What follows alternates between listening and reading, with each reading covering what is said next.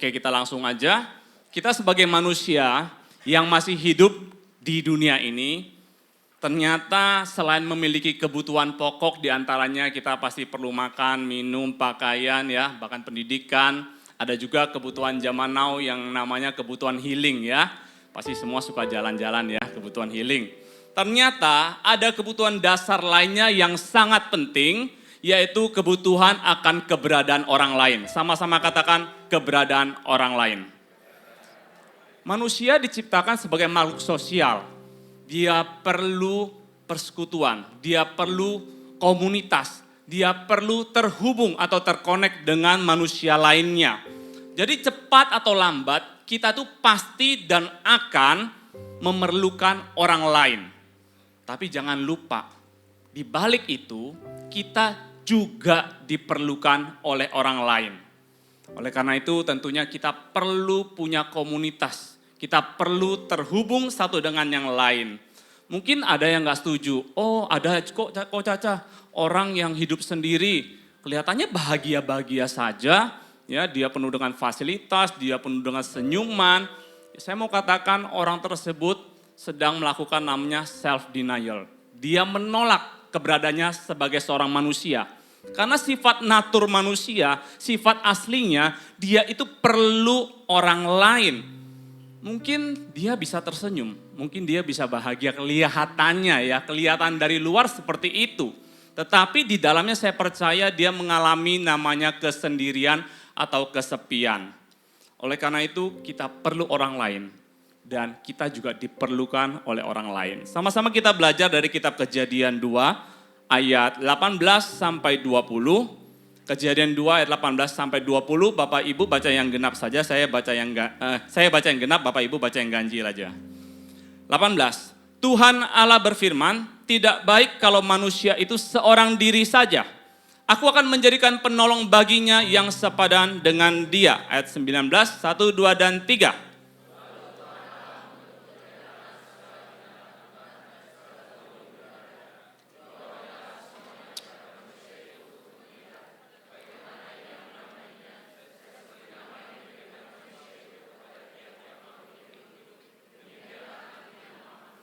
Amin. 20, manusia itu memberi nama kepada segala ternak, kepada burung-burung di udara, dan kepada segala binatang hutan. Tetapi baginya sendiri ia tidak menjumpai penolong yang sepadan dengan dia. Lalu di ayat berikutnya kalau Anda baca, Tuhan itu membuat manusia itu tertidur, dan Tuhan menciptakan penolong yang sepadan lainnya, yaitu manusia lainnya, dan memberi nama kemudian perempuan. Khusus hari ini saya tidak membahas ayat ini dalam konteks hubungan suami istri ya. Jadi ini konteksnya adalah hubungan manusia dengan manusia lainnya. Jadi ada dua hal menarik kalau kita lihat tadi di ayat 18 dan juga 20. Yang pertama tentang apa sih kata Tuhan ketika dia melihat manusia itu seorang diri. Dan yang kedua, apa sih yang dicari manusia? Sementara dia itu dikelilingi dengan banyak binatang ya. Nah, Kejadian 2 ayat 18, Tuhan Allah berfirman tidak baik, sama-sama katakan tidak baik. Tidak baik kalau manusia itu seorang diri saja. Pertama Tuhan itu melihat bahwa ada sesuatu yang tidak pas, sesuatu yang mengganjal hati Tuhan. Ketika Tuhan itu melihat bahwa manusia yang diciptakannya itu seorang diri saja. Kata seorang diri saja bukan bicara hanya jumlah atau bilangan angka 1. Kata seorang diri itu menggambarkan suatu keadaan, satu kondisi perasaan manusia yang dalam bahasa Inggrisnya adalah alone. Kesepian, kesendirian, atau separation, keterpisahan. Dan Tuhan melihat bahwa kesendirian dan keterpisahan ini adalah sesuatu yang dipandang tidak baik. Tentunya Tuhan itu mengasihi manusia. Ya, oleh sebab itu nanti Tuhan menciptakan penolong yang lain. Tuhan tahu bahwa manusia itu punya kebutuhan dasar. Mereka tuh ingin bersekutu, ingin terhubung dengan manusia lainnya. Oleh karena itu kita itu harus bersyukur. Kalau masih hari ini masih ada aja orang yang mengingatkan kita untuk berdoa, baca firman, mengingatkan kita untuk hadir ibadah, ikut CG, kita harus bersyukur. Tuhan mengirimkan penolong dalam hidup kita untuk mengingatkan kita.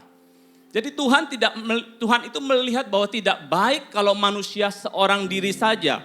Ternyata kesendirian atau keterpisahan jika dibiarkan terus-menerus dalam jangka waktu tertentu, ini menurut ilmu medis ya, akan menimbulkan satu permasalahan, gangguan pada psikologi atau kejiwaan orang.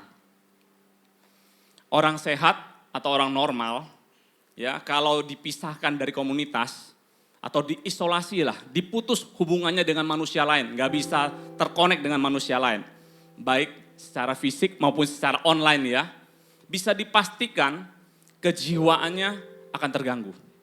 Bisa dipastikan. Dia akan mulai berhalusinasi, mulai gusar, gelisah, ya, agresif, bahkan cenderung untuk merusak diri sendiri dan berakhir pada bunuh diri. Kita lihat banyak kasus bunuh diri. Kenapa orang itu bunuh diri? Merasa sendiri, merasa kesepian, merasa tidak ada yang mengerti akan dia. Merasa tidak ada orang di dunia ini yang mau dekat dengan dia. Makanya dia pikir sudah hidup ini gak berarti. Jadi dia memilih untuk bunuh diri. Keadaan keterpisahan, kesendirian adalah hal yang menakutkan dan membuat orang menderita. Bapak Ibu, pada zaman COVID ya, siapa di sini yang pernah mengalami isoman? Bisa angkat tangannya? Wah, hampir semua ya. Yang depan ini berarti manusia super, enggak pernah kena COVID yang depan ini ya. Berarti yang belakang. Makanya kalau mau enggak kena COVID duduknya di depan. Ya. Nah kalau saya pun sendiri ya di isoman waktu itu ya. 2 kali kayaknya, 1 kali atau 2 kali lupa saya. Rasanya enggak enak kan ya. Pasti Anda rasanya enggak enak. Kalaupun masih enggak enaknya itu masih setengah. Karena masih ada internet. Ya, Anda masih bisa lihat hiburan di media online, terus Anda masih bisa chatting sama teman Anda, masih terhubung lah meskipun via online. Bisa pesan makanan gitu ya. Kalau tidak, saya percaya bahwa kejiwaan Anda pasti akan terganggu. Bahkan ada studinya ya, studinya bagaimana isoman atau diisolasi karena COVID mempengaruhi kejiwaan seseorang atau kejiwaan pasien. Itu ada studinya. Kalau kita terus-menerus dibiarkan tanpa ada hubungan dengan orang lain, saya pastikan Anda pasti kena mental gitu ya, bahasa sekarang ya, kena mental. Karena manusia punya kebutuhan dasar untuk bersekutu, berkomunitas atau terhubung dengan manusia lain. Dan kebutuhan ini tidak bisa digantikan dengan yang lain. Dengan binatang nggak bisa, ya, dengan benda juga nggak bisa. Hanya bisa dipenuhi dengan keberadaan orang lain yaitu manusia. Pernah kan dengar cerita anak tunggal ya, nggak punya teman, dikasih temannya boneka. Ya, lama-kelamaan dia pasti ajak boneka itu berbicara, ya, dan dia berhalusinasi bahwa boneka itu juga berkomunikasi dengan dia dan ditunggangi roh jahat, akhirnya jadi film Chucky ya. Jadi hal pertama, sendirian itu tidak baik Bapak Ibu. Jadi yang masih jomblo jangan kena mental ya di sini ya. Sendiri di sini bukan pasangan hidup, tetapi kita butuh manusia lain. Dan di ayat 18 Tuhan masih belum menciptakan penolong yang sepadan bagi manusia itu. Dan di ayat 19 Tuhan kan menciptakan banyak binatang. Ya, lalu dibawanya lah kepada manusia, manusia sibuk memberi nama. Ayat 20, manusia itu memberi nama kepada segala ternak, kepada burung-burung di udara, dan kepada segala binatang hutan. Tetapi baginya sendiri ia tidak menjumpai penolong yang sepadan dengan dia. Anda garis bawahi, tetapi baginya sendiri tidak menjumpai penolong yang sepadan bagi dia. Di sini manusia berjumpa dengan banyak binatang. Akan tetapi dia tetap mencari. Ya, mencari penolong yang sepadan. Manusia mencari dan ingin menjumpai manusia lain. Manusia ingin berusaha ya, mencari persekutuannya, komunitasnya, bukan dengan yang lain, tetapi dengan manusia. Nah, di sini ada satu pelajaran yang dapat kita petik bahwa meskipun manusia itu menjumpai banyak binatang, tentunya kan ada binatang yang bisa diajak berinteraksi. Binatang yang membuat hati kita senang atau lucu lah ya. Tapi manusia tetap mencari penolong yang lain. Binatang yang dijumpai bukanlah dan tidak bisa memenuhi kebutuhannya sebagai manusia untuk bersosialisasi. Tapi sekarang ini banyak penyimpangan-penyimpangan yang terjadi ya. Manusia menganggap temannya itu, bestinya itu anjingnya misalnya gitu ya. Teman dekatnya itu adalah hewan piaraannya. Banyak seperti itu kan. Dia merasa, sudahlah saya nggak perlu orang lain. Yang penting saya punya hewan piaraan udah cukup gitu ya. Yang menemani saya. Ini fenomena yang unik. Bagaimana sekarang banyak binatang yang diperlakukan seperti manusia. Bahkan lebih. Tetapi manusia tidak diperlakukan sebagaimana mestinya. Saya bukannya nggak setuju Bapak Ibu kalau Anda punya binatang piaraan. Saya bukannya tidak setuju ya kalau Anda punya binatang piaraan. Anda boleh piara anjing boleh, piara kucing boleh, mau piara tikus pun juga boleh. Ya, yang saya nggak setuju itu kalau piara manusia, piara pria atau idaman wanita lain. Ya, itu nggak boleh ya. Tapak kanan kirimu itu nggak boleh gitu. Ya ingat ya nggak boleh ya. Jadi piaraan sekarang tuh dilakukan berlebihan. Di Tangerang, saya kan ke gereja GMS juga ya, di satu mall. Itu seringkali melihat ya, orang-orang muda itu bawa stroller. Bawa stroller, tahu kan yang dorongan bayi itu ya. Banyak sekali bawa stroller. Terus saya lihat, di dalam stroller itu bukannya bayi, tetapi anjing ya, banyak piara anjing di sana. Nah di anjingnya itu dikasih baju, dikasih sepatu, dikasih pernak-pernik. Bagus banget lah pokoknya ya. Bahkan di media sosial ada juga kumpulan ibu-ibu ya yang merayakan ulang tahun anjingnya.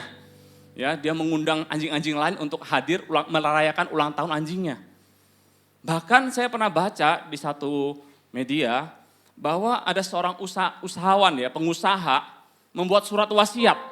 Kalau dia nanti mati, rumahnya, mobilnya, uangnya diwariskan ke anjing. Jadi kalau tuannya mati, anjingnya auto kaya raya. Di sini ada yang mau jadi anjing? Ya. Aneh ya. Bapak Ibu kalau kita punya sumber daya finansial yang lebih, kalau kita punya waktu yang lebih, kalau kita punya perhatian yang lebih, bukankah sebaiknya kita alokasikan untuk sesama kita manusia? Di luar sana, di dalam sini, banyak loh yang membutuhkan perhatian Anda, membutuhkan waktu Anda. Ya, maintain binatang piaraan itu nggak sedikit, nggak murah ya. Mungkin kita bisa sisihkan untuk bantu sekolah anak-anak panti gitu ya. Banyak mereka yang membutuhkan Anda. Jadi perintah Tuhan kan kasihlah sesamamu manusia seperti engkau mengasihi dirimu, ya bukan binatang piaraanmu ya. Jadi kebutuhan bersekutu, bersosialisasi manusia tidak dapat dipenuhi atau tidak dapat diganti dengan binatang, barang, atau kegiatan-kegiatan lainnya. Di Kejadian kita tahu meskipun manusia itu dikelilingi dengan banyak binatang ya atau benda-benda nantinya, tetap manusia akan mencari manusia lain. Jadi yang kedua di sini natur manusia itu mencari penolong yang sepadan. Dia pasti akan mencari penolong yang sepadan. Dia pasti akan mencari manusia lain, bukan binatang, bukan yang benda. Jadi dari kitab Kejadian ada dua hal yang kita pelajari. Yang pertama, manusia tidak baik sendirian. Dan yang kedua, manusia punya natur mencari persekutuan dengan manusia lain. Atau ada kebutuhan akan keberadaan orang lain. Kita itu sudah terbiasa dengan namanya komunitas. Percaya nggak Bapak Ibu? Dari lahir aja, di kandungan ibu kita sudah berkomunitas. Komunitas kita siapa? Kita dan ibu kita. Ya, ibu kita pasti ajak kita ngomong, mungkin mendoakan kita, ya mengelus-ngelus, membacakan Alkitab untuk kita, mendengarkan musik klasik. Dan sampai mati pun Bapak Ibu, kita pasti dikuburkan oleh siapa? Oleh manusia kan? Bukan oleh binatang piaraan kita kan? Nah mungkin anjing Anda gali gitu ya, sorong-sorong Anda terus kuburkan Anda.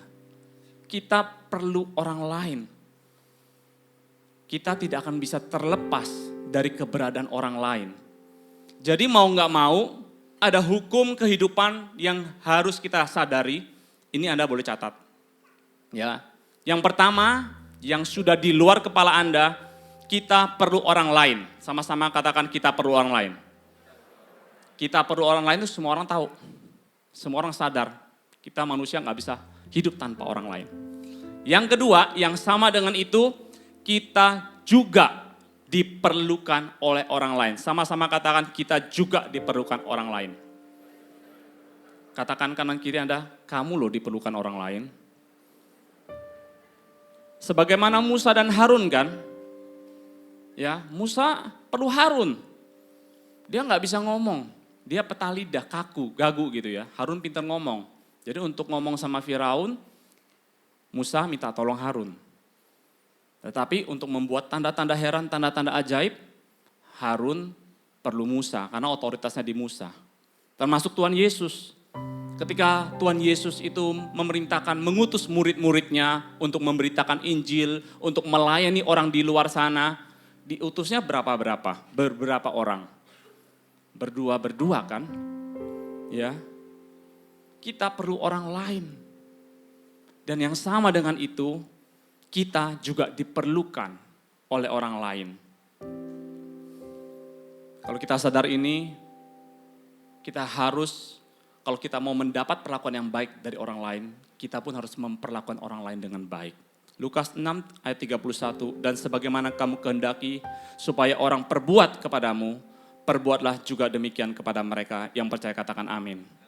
Amin. Kita lanjut ke kitab Pengkhotbah.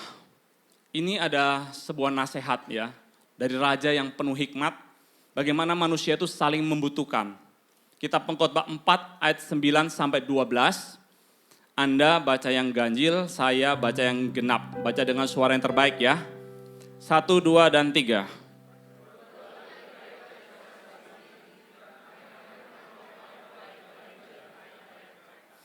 Karena kalau mereka jatuh, yang seorang mengangkat temannya. Tetapi, why orang yang jatuh? Why ini artinya malangnya, ya, kasihannya. Jadi tetapi kasihannya kalau orang jatuh yang tidak mempunyai orang lain untuk mengangkatnya. Ayat 11, 1, 2, dan 3.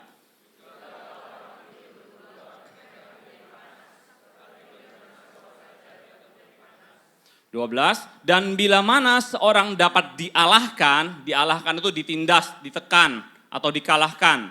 2 orang akan dapat bertahan. Tali 3 lembar tidak mudah diputuskan. Berdua di sini sekali lagi bukan konteks pernikahan, tetapi kebersamaan dengan orang lain.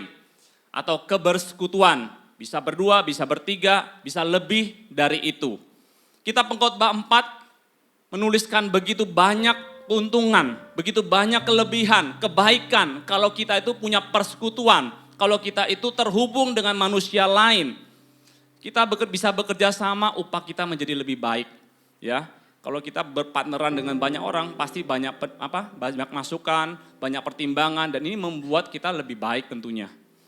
Dan kita itu ada supporting system. Kalau kita jatuh, kita punya teman yang akan mengangkat kita. Tetapi jangan lupa kalau teman kita jatuh, jangan dibiarkan ya. Kita juga harus bantu untuk mengangkat mereka. Dan orang yang dalam kebersamaan, dalam menghadapi segala tantangan dalam hidupnya, itu akan lebih kuat. Ya. Di dunia ini tidak ada manusia super, bisa seorang diri saja. Ya, di film-film aja superhero perlu superhero lainnya kan, untuk melawan musuhnya. Jadi kita ini saling memerlukan satu dengan yang lain. Hari ini bisa saja saya yang kuat. Ya, Anda datang ke saya doakan, saya kuatkan, saya konselingin Anda. Ya, konselingin berjam-jam kalau bisa juga nggak apa-apa ya, karena masih kuat gitu ya. Tapi kalau ada waktunya, saya itu juga akan lemah.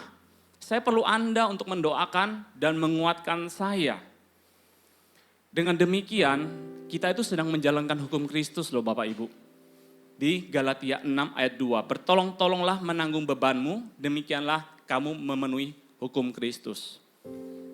Berikutnya adalah Roma 15. Ini Anda catat ya, dan Anda simpan, dan Anda nanti bawa pulang, renungkan. Roma 15 ayat 1 dan 2, saya bacakan aja. Kita yang kuat wajib menanggung kelemahan orang yang tidak kuat. Dan jangan kita mencari kesenangan kita sendiri. Setiap orang di antara kita harus mencari kesenangan sesama kita demi kebaikannya untuk membangunnya. Sebagai orang percaya, sebagai saudara seiman, kita harus saling menguatkan, ya, saling membangun, memotivasi dalam melakukan hal-hal yang baik dan benar, terutama dalam keimanan kita kepada Kristus. Manusia membutuhkan keberadaan orang lain, dan manusia yang lain itu juga dibutuhkan oleh orang lain. Hari ini, kalau ada di antara saudara yang merasa hatinya itu kosong, hampa gitu ya, terus merasa sendirian, merasa tidak ada arah tujuan yang jelas dalam hidup ini, merasa tidak ada orang yang mengerti. Kalau hari ini Anda ada di sini mendengar firman Tuhan, saya mau katakan, ada Tuhan Yesus yang mengasihimu.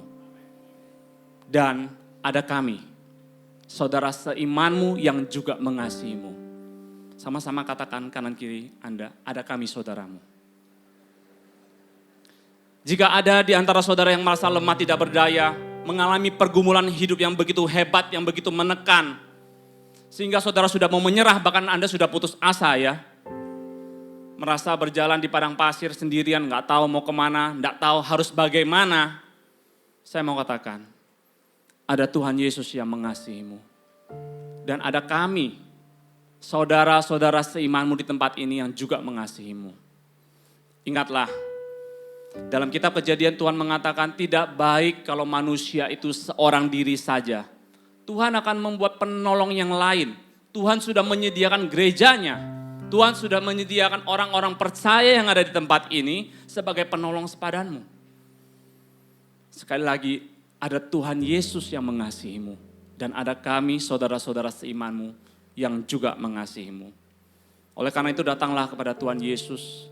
Izinkanlah kami gerejanya untuk menguatkan Anda, untuk mendoakan Anda, untuk mensupport Anda. Dalam keimanan Anda sehingga hidupmu bisa dipulihkan, Anda mengalami kemenangan-kemenangan. Dan biarlah ini bisa menjadi kesaksian yang mempermuliakan Tuhan Yesus. Amin. Beri kemuliaan bagi Tuhan kita. Bapak Ibu di gereja ini ada namanya CG. Tadi kan sudah dipromosikan begitu luar biasa. CG ini Connect Group. Komunitas atau keluarga rohani. Kumpulan orang-orang yang tidak sempurna. Tapi namanya kan keluarga. Keluarga rohani kan. Keluarga itu pasti ada kelemahan, ada kekurangan. Orang tidak sempurna. Tetapi kalau keluarga itu bisa menerima apa adanya. Seperti Tuhan Yesus menerima hidup kita. Kita ini orang yang gak layak, penuh dosa.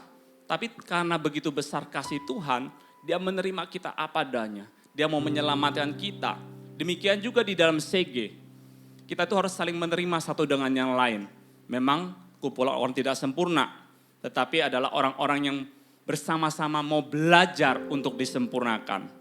Di dalam CG, bersama-sama keluarga rohani, kita mau belajar rendah hati untuk dimuridkan.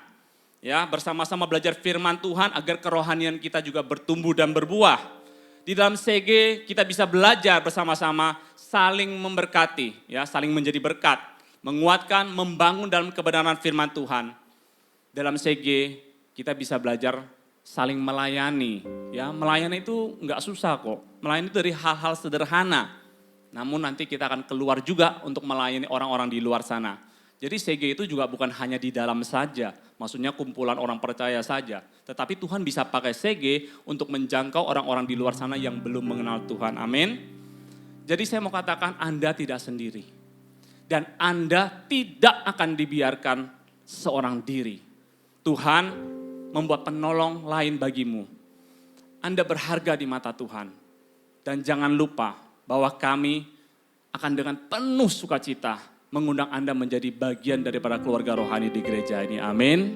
Welcome home Bapak Ibu ya. Beri kemuliaan bagi Tuhan kita. Haleluya. Bulan Oktober, ya, seluruh gereja Mawar Sharon dan Balikpapan juga mengadakan namanya CG Fun, ya, sesuai dengan tagline hari ini ya, CG Fun. Beli di mana bajunya? Beli di mana Pak? Kalau mau beli ya di Pustaka Raja Wali ya ada ya. CG Fun ini adalah suatu momentum ilahi di mana kita itu sama-sama belajar ya. Namanya kan orang belum sempurna, jadi sama-sama belajar untuk menjangkau jiwa-jiwa, memberitakan Injil dengan cara yang fun, dengan cara yang asik, dengan cara yang kreatif. Jadi kalau Bapak Ibu hari ini diundang ke CG, ke acara CG, atau mungkin Anda berkali-kali ya diajak ya, itu karena Anda adalah orang-orang yang penting, Anda VIP, Anda adalah orang-orang yang berharga. Jadi jangan alergi kalau diajak CG, apalagi merasa risih ya. Biasalah ya kalau orang-orang CG itu memang penuh semangat gitu ya, penuh sukacita kalau ngajak. Kesannya memang mungkin kok agak memaksa gitu ya. Tapi saya mau kasih tahu, yang kami lakukan itu karena kami mengasihi Anda. Karena kami mengasihi Anda, karena Tuhan Yesus juga mengasihi Anda. Dan kami semua lagi mau belajar firman Tuhan di Matius 28 ayat 19. Yang mengatakan, karena itu pergilah. Jadikanlah semua bangsa muridku dan baptislah mereka dalam nama Bapa dan Anak dan Roh Kudus. Dan ajarlah mereka melakukan segala sesuatu yang telah kuperintahkan kepadamu. Dan ketahuilah aku menyertai kamu senantiasa sampai kepada akhir zaman. Jemaat di tempat ini yang tertanam di dalam CG, mereka itu sadar bahwa keselamatan yang mereka terima itu bukan hanya untuk diri mereka saja. Tetapi bagaimana melalui kehidupan mereka bisa membawa orang yang belum mengenal Tuhan. Orang yang terhilang, orang yang sudah lama nggak gereja, atau orang yang sudah yang sudah kembali ke kepercayaan lamanya. Untuk kita bawa kepada Kristus, untuk digembalakan dan dimuridkan. Bapak Ibu, kalau Anda saat ini adalah orang yang sedang membutuhkan orang lain, Anda mengalami kesendirian, keterpisahan, Anda perlu untuk dikuatkan. Saya mau katakan, jangan khawatir. Katakan kanan kiri Anda, jangan khawatir. Tuhan Yesus mengasihimu, di gereja ini ada keluarga rohani, ada CG yang selalu siap untuk menyambut saudara-saudara semua. Jadi di bagian pertama ini, jika kondisimu dalam saat ini adalah kondisi yang lemah membutuhkan orang lain, ada gereja Tuhan, ada keluarga rohani di tempat ini yang siap menyambutmu. Anda seperti satu puzzle yang terhilang ya di drama tadi, selalu ada tempat khusus di hati kami untuk Anda. Keberanian Anda menjadikan puzzle yang besar ini menjadi sempurna. Ketidaksempurnaan Anda itu menjadikan kami semua menjadi sempurna. Amin. Jadi welcome home sekali lagi di Gereja Mawar Sharon, Balikpapan. Beri kemuliaan bagi Tuhan kita. Bagian kedua, ini tidak kalah penting. Yang bagian pertama kan orang yang membutuhkan orang lain. Nah, bagian kedua, bagi orang-orang Kristen di tempat ini yang sudah sering ibadah, ya sudah sering juga dengar CG, ya mungkin saat ini kondisimu baik-baik saja. Secara finansial engkau berkecukupan bahkan berkelimpahan. Hubunganmu suami istri dan anak baik-baik, romantis, hangat gitu ya. Pekerjaanmu luar biasa, dipromosikan Tuhan secara luar biasa. Ini artinya Bapak Ibu sedang dalam kondisi yang kuat. Posisi Anda saat ini dalam posisi yang kuat. Tetapi sadarkah bahwa Anda itu adalah orang yang dibutuhkan oleh orang lain? Roma 15 ayat 1, Anda baca ya.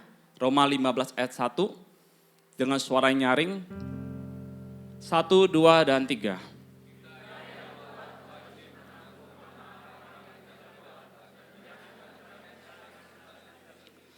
Artinya Anda adalah orang-orang yang dibutuhkan oleh orang lain. Anda diberkati untuk memberkati. Anda diizinkan saat ini dalam posisi yang kuat, yang stabil untuk menguatkan yang lemah. Untuk menguatkan mereka yang membutuhkan Anda. Ingat, ada waktunya kita memerlukan orang lain dan ada waktunya kita juga diperlukan oleh orang lain. Untuk yang kedua, orang itu jarang sekali menyadari bahwa dia itu posisinya nyaman, lagi enak, itu adalah posisi yang kuat. Dan jarang sekali mereka menyadari bahwa mereka itu diperlukan oleh orang lain. Kenapa? Ya, Roma 15 ayat 1 menjelaskan, dan jangan kita mencari kesenangan kita sendiri. Manusia yang berada dalam posisi yang kuat jarang menyadari Ya, alasannya karena manusia itu cenderung egois. Manusia itu cenderung egois. Katakan kanan kirimu, kamu jangan egois ya. Jangan egois. Manusia cenderung suka mencari kesenangannya sendiri. Ya, hobinya sendiri. Pokoknya yang penting saya senang, yang penting saya bahagia, orang lainnya terserah lah ya. Itu manusia. Jadi kalau kita dalam posisi yang kuat, jadilah berkat bagi semua orang, terutama bagi keluarga rohanimu. Jangan hanya jadi penonton, pengangguran, ya. Hanya maunya terima berkat saja, tapi memberkati nggak mau. Mungkin Anda pernah datang ke CG 1-2 kali. Anda merasa, biasa-biasa aja PAW-nya. Sharingnya juga biasa-biasa aja. Firman Tuhannya biasa. Yang luar biasa cuma ramah tamahnya gitu ya. Ada babi gitu ya. Itu mungkin karena Anda dalam posisi yang kuat. Seperti Amsal 27 ayat 7 mengatakan, orang yang kenyang menginjak-injak madu. Kalau kita kenyang, semua makanan rasanya nggak enak. Tetapi orang yang lapar, segala yang pahit dirasakan manis. Orang lapar itu sampah pun dimakan loh Bapak Ibu. Akan tetapi kita harus tahu bahwa ada orang-orang di luar sana, mungkin di sini juga ada, yang posisinya sekarang lagi lemah. Ada orang yang mengalami pergumulan yang berat. Rumah tangganya itu sedang diambang perceraian. Mungkin anaknya terdiagnosa satu penyakit yang mematikan, stadium 4 contohnya. Atau bahkan mungkin usahanya sedang diambang kebangkrutan. Saya percaya kalau gereja ini Tuhan izinkan 7 hari dalam seminggu buka, orang ini akan datang ke gereja 7 hari. Kalau ada CG setiap hari, orang yang demikian akan datang CG setiap hari juga. Ada orang yang lemah yang sedang membutuhkan pertolongan dari Tuhan dan memerlukan kekuatan dari Anda yang saat ini dalam posisi kuat. Anda yang kuat, mau nggak berikan dirimu untuk bergabung dalam komunitas yang ada? Ingat, kita perlu orang lain dan ada waktunya kita juga diperlukan oleh orang lain. Gabunglah dengan CG, jadilah berkat bagi keluarga seiman. Kita bisa saling melayani, saling menguatkan. Kemudian kita sama-sama keluarga CG juga melayani orang di luar sana. Amin. Amin. Setiap jiwa berharga di mata Tuhan. Kalau kita ngakunya orang Kristen, kita ngakunya, kita ini anak-anak Tuhan, anak-anak terang, diselamatkan sudah. Tetapi kalau sampai kita tidak mengerti isi hati Tuhan, jangan-jangan kita hanya ngaku-ngakunya aja anak Tuhan, tapi Tuhan tidak ngaku kita ini anaknya. Ya, kita tidak akan berdiam diri kalau melihat jiwa-jiwa yang belum mengenal Tuhan, atau jiwa-jiwa yang terhilang, bahkan jiwa-jiwa yang memerlukan pertolongan. Banyak orang di luar sana, dan di sini juga ada sebagian, yang hidupnya itu dalam kesendirian. Merasa kosong, merasa tidak berharga, merasa tidak diperhatikan. Mereka sedang menuju kepada kebinasaan. Mereka perlu kita, orang-orang yang sudah menerima keselamatan. Biar melalui agenda CG Fund ini, yuk kita jangkau mereka. Itu VIP-nya Tuhan.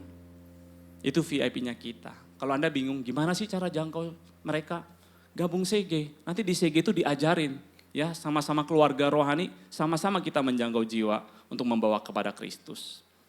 Saya sangat bersyukur bisa digembalakan di Gereja Mawar Sharon. Punya komunitas rohani, dimuridkan di dalam CG. 15 tahun saya ber-CG. Ada suka, ada dukanya. Tapi sukanya itu jauh lebih banyak. Ada kebahagiaan tersendiri ketika kita melihat bagaimana orang yang kita layani itu bisa mengalami kasih Tuhan.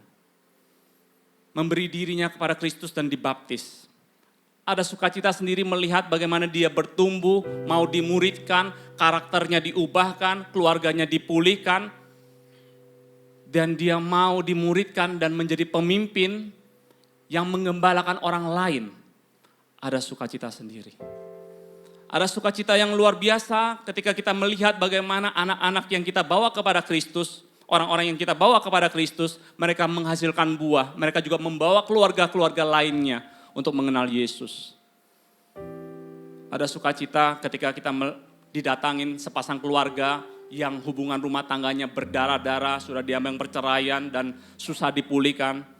Ternyata dengan datang ke CG hidupnya dipulihkan, keluarganya dipulihkan, dan kemudian dia bisa membawa keluarga-keluarga lain yang diambang perceraian dan hidup mereka juga dipulihkan.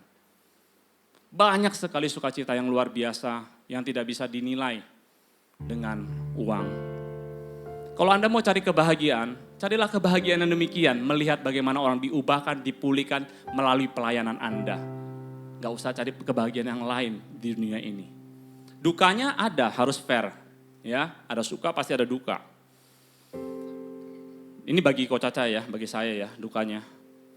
Dukanya kalau saya melihat bagaimana orang mengalami kekecewaan dan kepahitan, terus dinasehatin tetap gak mau, tetap ngotot, ya, mereka merasa fine-fine aja, tapi lama-kelamaan mulai nggak CG, mulai keluar dari gereja, bahkan ada juga yang kembali ke kepercayaan lama mereka, melepaskan iman mereka. Itu dukanya Bapak Ibu. Sedih, kita sudah menjangkau, kita sudah membaptis mereka, ya, mengajarkan mereka kebenaran, terus mereka milih untuk mundur dan kembali ke kepercayaan lama. Manusia dalam komunitas apapun pasti akan ada namanya gesekan, perselisihan dan salah paham. Pasti ada, namanya kita kumpulan orang-orang. Beda latar belakang, beda pendidikan, beda sudut pandang. Pasti ada perselisihan. Tapi kalau komunitas dunia itu kan hitungnya untung dan rugi. Apa sih untungnya saya ada di komunitas ini? Atau sosialita inilah, saya apa sih untungnya? Kalau untungnya lebih banyak saya akan stay. Tapi kalau ruginya lebih banyak, saya caw. Tetapi di CG, itu adalah komunitas yang dibangun di atas dasar Kristus. Tentunya di dalamnya ada kasih. Dan juga ada sangkal diri. Ada penyalipan daging. Ada menyalipkan ego dan kita belajar rendah hati. Saya mau katakan selama motivasi kita tulus dan juga murni dan berfokus hanya kepada Kristus, proses-proses yang tidak menyenangkan akan menjadikan kita orang dewasa, tahan uji dan semakin serupa dengan Kristus. Dan kita bisa melihat dan merasakan begitu baiknya Tuhan melalui proses-proses yang kita alami dalam komunitas. Besi menajamkan besi dan sesama menajamkan sesamanya. Tuhan menghajar orang yang dikasihinya dan ia menyesakan orang yang diakuinya sebagai anak. Jadi bukan hanya melalui pergumulan hidup, tapi melalui komunitas rohani pun Tuhan bisa pakai mereka ya untuk mengajar kita, untuk mengasah kita dan untuk mendewasakan kita. Ini bukti kasih Bapa kepada kita sebagai anak-anaknya. Akan tetapi sebaliknya kalau motivasi kita itu salah, motivasi kita untuk diri kita, untuk ego kita ingin dihargai, saya ke CG ini pengen dihargai gitu ya, atau ada motivasi-motivasi lainnya, saya pastikan itu akan berujung pada kekecewaan, kepahitan, ketidakpedulian, meninggalkan gereja. Ini 15 tahun punya pengalaman ya. Tapi saya pastikan itu seperti itu. Bapak Ibu pernah enggak kalau lagi ibadah hari Minggu, terus dengar khotbah firman Tuhan, terus merasa ditegur gitu ya. Merasa kayak disinggung, ditampar-tampar gitu ya. Atau merasa seperti dipermalukan gitu ya. Pernah enggak? Nggak ada yang berani ngaku. Saya pernah, ya, saya pernah. Tetapi saya langsung set hati dan pikiran saya bersyukur bahwa Tuhan itu masih sayang sama saya. Ada hal-hal yang Tuhan ingatkan melalui khotbah, melalui hamba Tuhan untuk saya perbaiki. Saya nggak perlu curiga lah sama hamba Tuhan atau pengkhotbahnya. Wah, jangan-jangan ini menyinggung saya, ngapain sih? Ya, padahal saya baru ngomong pemimpin saya loh. Kok tiba-tiba hari Minggu bisa dikhotbahkan? Kok bisa kebetulan? Ini pasti saya yang disinggung. Wah, GR amat gitu ya. Kalau sampai saya tersinggung dan kecewa dan merasa dipermalukan, itu tanda dari Tuhan. Hati saya yang harus dibereskan. Ya, hati saya yang harus dibereskan. Dan saya merasakan itu kasih Tuhan. Kalau Anda baca ayat firman Tuhan di 2 Timotius 3 ayat 16, dikatakan seperti ini. Segala tulisan diilhamkan Allah memang bermanfaat untuk mengajar, untuk menyatakan kesalahan. Jadi bukan untuk menghibur Anda terus. Kadang-kadang ya harus ada kesalahan yang dinyatakan. Untuk memperbaiki kelakuan. dan untuk mendidik orang dalam kebenaran. Kalau kita ditegur firman Tuhan, kita bilang, puji Tuhan, Tuhan sayang saya. Kalau kita tersinggung, katakan puji Tuhan, Tuhan sayang saya. Ya, kalau kita merasa ditampar-tampar, katakan apa? Puji Tuhan, kenapa? Tuhan sayang sama saya, beri kemuliaan bagi Tuhan kita. Haleluya. Bukan sebaliknya, malah marah-marah, kecewa, kepahitan, terus ngomongin pendeta ini gak baiklah, keluar gereja, rugi sendiri Bapak Ibu. Ya, rugi sendiri. Ada lagi yang seperti ini, aku sih gak kecewa, aku sih gak kepahitan, tapi kalau diajak gereja, ayo gereja yuk, enggak online aja. Gitu ya. Diajak ke CG hari Kamis, ada gajian lah, terus ada meeting lah, ada urusan apalah. Pokoknya setiap hari Kamis tuh ada aja alasannya, jadi gak bisa CG gitu ya. Itu hatinya perlu dibereskan. Ya, Tuhan menunggumu, kami juga menunggumu di tempat ini, kembalilah jangan sampai terhilang. Iblis itu menginginkan kalau orang percaya itu keluar dari komunitas rohani. Ya. Karena kalau kita keluar dari komunitas rohani, kita itu sangat mudah untuk dihancurkan dan masuk dalam tipu daya iblis. Ibrani 10 ayat 25. Janganlah kita menjauhkan diri dari pertemuan ibadah kita seperti yang dibiasakan oleh beberapa orang, tetapi marilah kita saling menasihati. Nah ini kalau Anda diingat-ingatin, ayo CG, ya mereka lagi lakukan ini. Menasihati dan semakin giat melakukan menjelang hari Tuhan. Kita ini kan digambarkan sebagai domba. Domba hidup dalam kawanan. Jadi harus beberapa domba hidup dengan domba-domba yang lain. Kalau seekor domba itu keluar dari kawanannya, dia akan mudah tersesat. Dia akan menjadi target yang mudah dimangsa oleh binatang buas.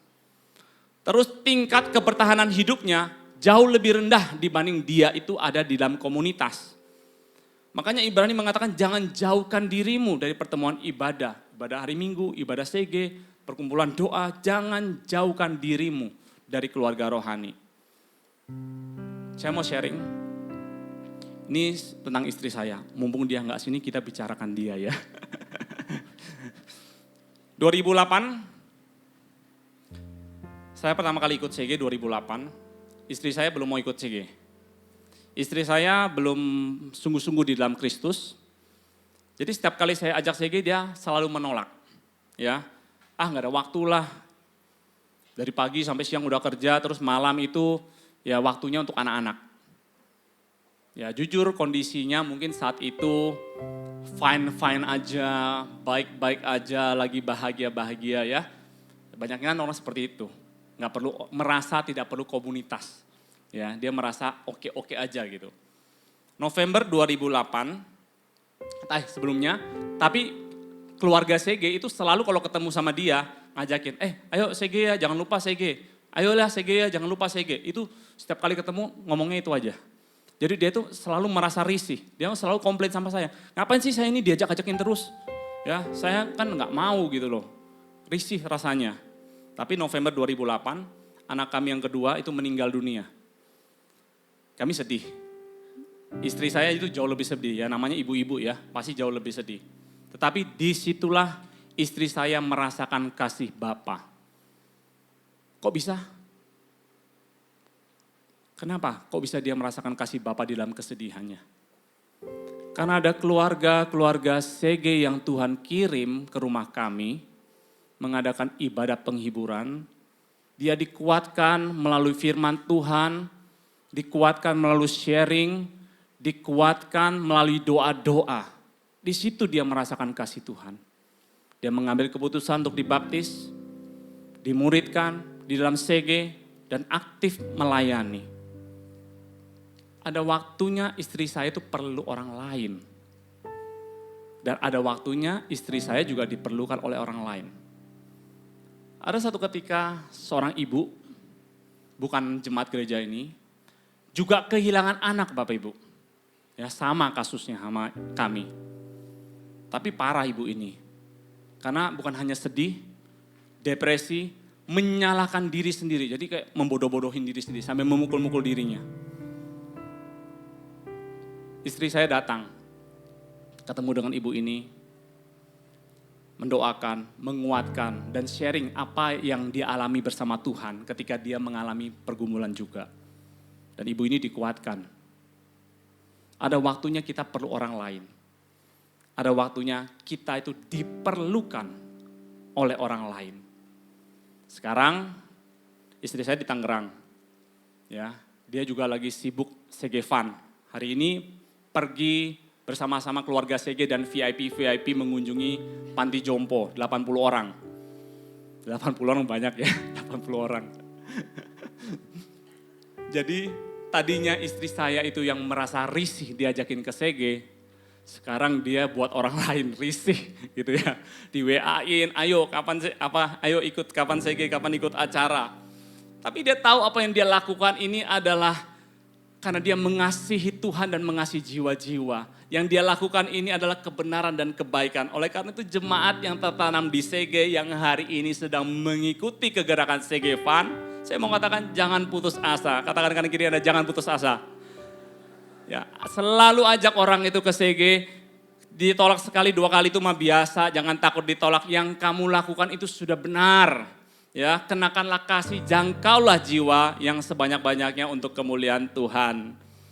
Terakhir, sebagai penutup, kalau hari ini saudara sudah Kristen dan belum memiliki gereja tetap atau komunitas rohani, dengan segala kerendahan hati, saya mau katakan kami perlu saudara. Saya nggak bilang saudara perlu kami, tapi kami yang perlu saudara. Untuk ada bersama-sama kami, untuk saling menguatkan, saling menghibur, membangun di dalam kasih Tuhan Yesus Kristus. Nanti kita bersama-sama menjangkau orang di luar sana. Kalau ada saudara yang hari ini merasa sendiri, meskipun di kanan kirimu banyak orang, hatimu merasa kosong hampa, masalahmu terlalu berat, kau sudah mau putus asa, kau sedang memerlukan orang lain. Izinkan kami menjadi keluarga rohanimu, menjadi support system dalam keimananmu.